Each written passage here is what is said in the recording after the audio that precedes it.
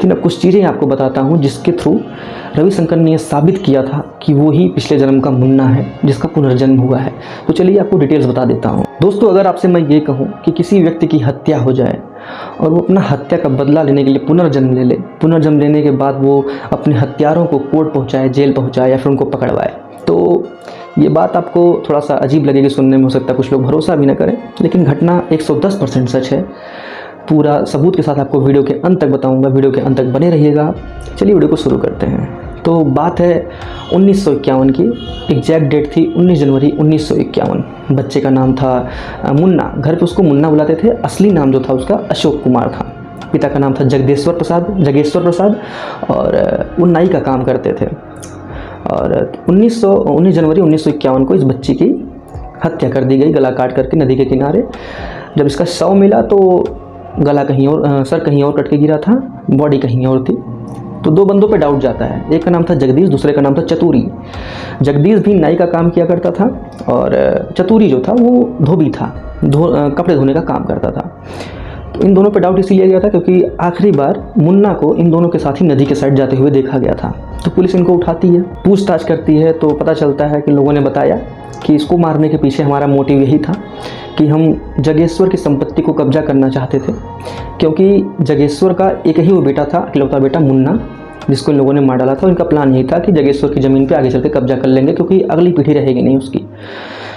तो इन लोगों ने पुलिस के सामने इसे मानी, लेकिन जब कोर्ट में गए तो बदल गए, इस चीज़ से पलट गए, बोले कि पुलिस मुझे ज़बरदस्ती फंसा रही है।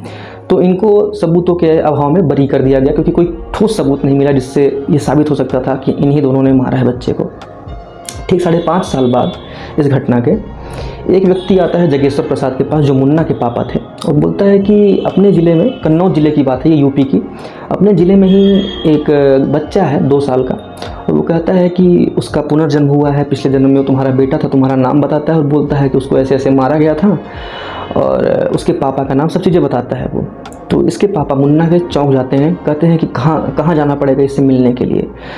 तो एड्रेस बताता है और वो पहुंच जाते हैं। जब वो घर पे पहुंचे तो वहाँ पे जिस बच्चे की बात ये हो रही थी, जो अपनी पुनर्जन्म की कहानियाँ बता रहा था, उसका नाम था रविशंकर गुप्ता।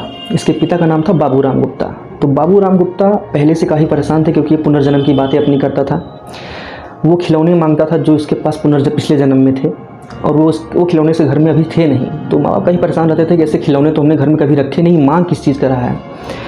बार बार जिद करता कि मेरा लकड़ी वाला हाथी दे दो, इसके पास पिछले जन्म में कृष्ण भगवान की लकड़ी की मूर्ति थी, वो मुझे चाहिए, घड़ी चाहिए, अंगूठी चाहिए जो इसकी थी। और माँ बाप समझ नहीं पाते थे ये बोल कहाँ क्या रहा है, इसको सब चीज़ें कैसे पता है। तो बात आगे बढ़ती है, तो जाते हैं तो बाबूराम गुप्ता जो थे वो मिलने से मना कर देते हैं कि बच्चे को मिलने नहीं देंगे, क्योंकि उनको डर था कि ये बच्चा मेरा लेकर चले जाएंगे। तो बात वहीं रुक जाती है, काफ़ी रिक्वेस्ट करते हैं कि मिलने दीजिए, मानते नहीं बाबूराम गुप्ता, ये थक हार के वापस चले आते हैं। लेकिन ये हार नहीं मानते हैं, 1 हफ्ते बाद दोबारा जाते हैं, और संजोग से उस समय बाबूराम गुप्ता जो थे वो घर पे थे नहीं, उनकी बीवी थी, यानी रविशंकर की माँ थी। तो उन्होंने रिक्वेस्ट किया कि मुझे बच्चे से मिलवा दीजिए एक बार। तो माँ मान जाती है, बोलती ठीक है मिल लीजिए। तो बच्चा देखते ही पहचान जाता है, क्योंकि तो मेरे पिछले जन्म में मेरे पापा थे। उनको सब चीज़ें बताता है कि मुझे किसने मारा, कैसे मारा, सब कुछ डिटेल में बताता है। तो ये भी कन्विंस हो जाते हैं कि हाँ ये मेरा बच्चा ही है। इधर जब बाबूराम गुप्ता घर आते हैं तो इनको पड़ोसियों ने बता दिया था कि वो आदमी मिलने आया था। तो बच्चे को काफ़ी मारते पीटते हैं और बोलते हैं कि तुम अब से ये सब बातें नहीं करोगे, भूल जाओ ये सब, और उसको 1 साल के लिए मौसी के घर भेज दिया। इधर जब रविशंकर मौसी के घर रह रहा था तो उसके पिता की, यानी कि बाबूराम गुप्ता की डेथ हो गई, और रविशंकर को वापस अपने घर आना पड़ा। तो ये घर आ गया। अब मैं आपको यहाँ पे 3 चीज़ें और बता दूँ कि रविशंकर को पता नहीं क्यों पिछले जन्म के खौफ की वजह से नाई और धोबी से बहुत डर लगता था। उससे जब पूछा जाता था ऐसा क्यों है, तो वो इसके अलावा कुछ बता ही नहीं पाता था कि इन लोगों ने मुझे मारा था इसलिए मुझे डर लगता है। इसके अलावा उसके पास कोई और बोलने कुछ था ही नहीं।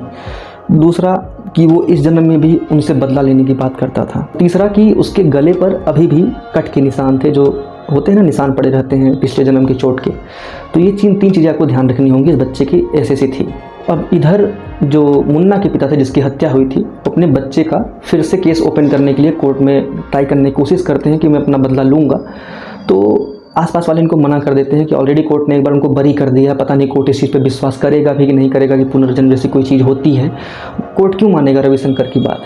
तो ये आइडिया ड्रॉप कर देते हैं। बाद में एक प्रोफेसर थे KL अत्रेय और जमुना प्रसाद, डॉक्टर जमुना प्रसाद, ये 2 लोगों ने मिल इनका साथ दिया और इन्होंने तथ्य इकट्ठा किए, सबूत इकट्ठा किए, एक बारी बारी डिटेल्स लिखी। लेकिन ये जो इन्होंने इन्वेस्टिगेशन की थी ये बहुत लंबी चल गई। 1962 का समय आ गया था और कुछ कारणों की वजह से जो मुन्ना के पापा थे जगेश्वर प्रसाद, वो खुद ही इंटरेस्ट नहीं दिखा रहे थे कोर्ट वोर्ट जाने का, तो ये मामला यहीं पे ड्रॉप कर दिया गया। फिर डायरेक्ट 1966 में एक बार डॉक्टर BL अत्रेय मिलते हैं मुन्ना के पापा से जिनके बच्चे की हत्या हुई थी।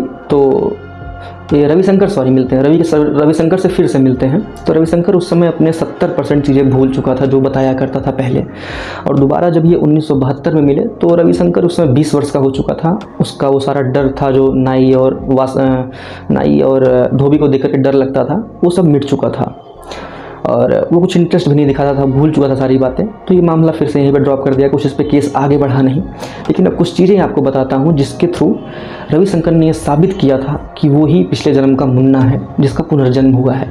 तो चलिए आपको डिटेल्स बता देता हूँ। रविशंकर ने बताया था कि पिछले जन्म में उसकी हत्या गला काट के हुई थी, जो कि बात 110% सही थी। दूसरी बात उसने बताई थी कि उसके पिता जो हैं वो एक नाई है, और तीसरी बात की उसकी हत्या जवाहर और चतुरी ने की थी, जो कि बात 110% सही थी। हालांकि ये बात कोर्ट में नहीं साबित हो पाई थी कि उन्होंने ही मारा है, क्योंकि वो पलट गए थे अपने बयान से कोर्ट में जा करके, लेकिन परिवार यही मान रहा था और ये बच्चे ने यही बताया कि उन्होंने मारा था मुझे। मुन्ना के पास एक स्लेट था जिस पे वो लिखा करता था, प्रैक्टिस किया करता था हैंड राइटिंग की अपने, और ये बात भी सही थी। स्कूल ले जाने वाले बैग का रंग उसने सही बताया था। उसके पास एक लकड़ी की बंदूक थी जिससे वो खेला करता था, वो भी सही थी। लकड़ी का हाथी था खिलौना, वो उसके साथ वो खेला करता था, ये बात सही थी। कृष्ण जी की लकड़ी की मूर्ति थी, ये बात भी सही थी। उसके पिता ने घड़ी दी थी हाथ में पहनने के लिए, उसने उस घड़ी का बताया था कि स्टील की घड़ी थी, और ये बात भी सही थी। पापा ने उसको मेले में एक लोहे की अंगूठी दिलाई थी, ये बात भी एकदम सही थी। उसने चतुरी का चेहरा पहचाना कि हाँ यही चतुरी है, इसने मुझे मारा था, और चतुरी ने भी बोला कि हाँ मैं ही चतुरी हूँ, लेकिन वो मारने की बात से पलट रहा था। तो ये बात सही हुई थी, शिनाख्त उसने सही कर दी थी कि चतुरी यही है। उसने अपने स्कूल का नाम सही बताया था।